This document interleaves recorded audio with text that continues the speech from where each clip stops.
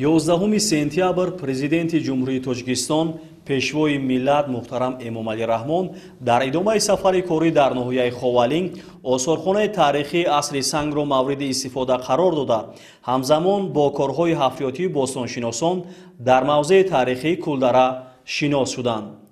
дар осорхонаи таърихии асри санги Ховалинг ёдгориҳо ва бозёфтҳои нодири таърихӣ ки дар натиҷаи ковишҳои бостоншиносон аз мавзеъҳои таърихӣ аз ҷумла Кулдара, хонақоҳи 1-2 дарёфт шудаанд, ҷамъоварӣ гардидааст.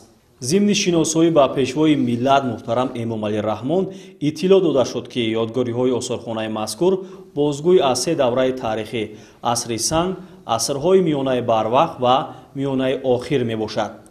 олоти кории сангӣ ки қисми зиёди бозёфтҳои ин осорхонаро ташкил медиҳанд ба давраи палеолити поин тааллуқ дошта беш аз 950 000 сол умр доранд. боиси ифтихор аст, хирсандӣ аст ки дар замони соҳибистиқлолӣ ба ҳамин бостоншиносиву ба худшиносиву худогӯҳии миллӣ ба ҳамин бисёр эътибори калон дошта ва бо ибтикори неки сардори давлат имрӯз дар ҳамин мавзеи қадимтарини Осиёи марказӣ Кулдараи Ховалинг як осорхонаи асри санг дар инҷа бунёд ёфтааст. раҳи мунфарш барои сайёҳову барои бостоншиносо як ҷои муайяни истироҳати дамгирӣ ки боиси хирсандӣ мебошад. ин осорхонаи таърихии ноҳияи Ховалинг ба омӯзиши давраҳои гуногуни таърихӣ аз ҷумла асри санг, асрҳои миёнаи барвақт, давраи антиқа, миёнаи охир, қарнҳои 18-19 ва баъди истиқлоли давлатии Тоҷикистон мусоидат намуда дар тарбияи насли ҷавон барои худшиносиву ватандӯстӣ ва арҷ гузоштан ба таъриху тамаддуни ғановатманди миллати тоҷик нақши бориз мегузорад.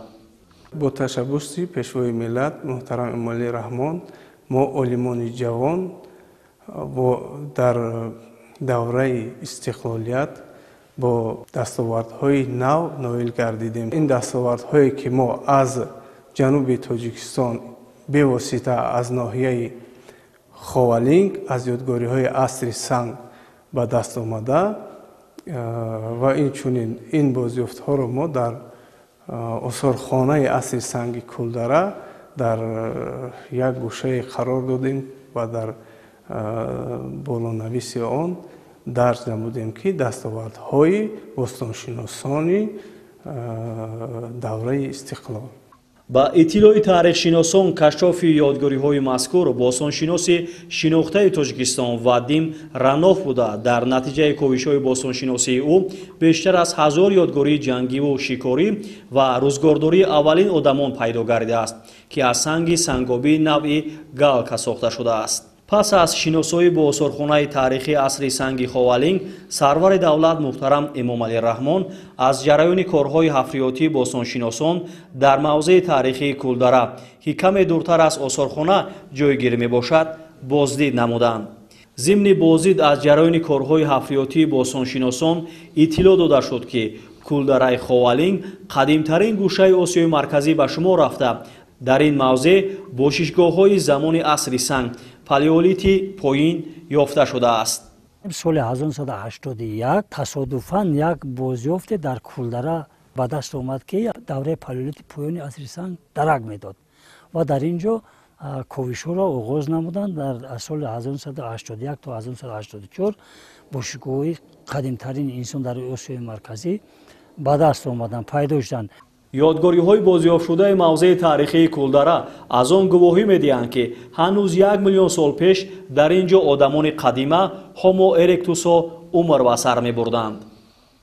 ин ёдгорӣ аз муҳимтарин ёдгориҳои таърихи башарият ба ҳисоб мераванд ва дар баробари муҳим будани он барои таърихи башарият инчунин барои оянда, барои таҳқиқотҳои оянда заминаҳои назаррас фароҳам омада ва бояд иброз дошт ки чуноне ки зикр намуданд 12 қабати маданӣ дар ин ҷо мавриди таҳқиқ қарор гирифтааст ки аз ҳама қадимтарини он 11 ва 12 қабат мебошанд ки тақрибан 955 1 миллион солро дар бар мегиранд ва ин бозёфтҳо از در عمق 120 متر چقوری که از سطح این تپه ها موجود هستند به دست آمده و باید ابراز داشت که این یادگاری موقع علمی تاجیکستان ما را در عرصه بین المللی باز هم معرفی می نماید.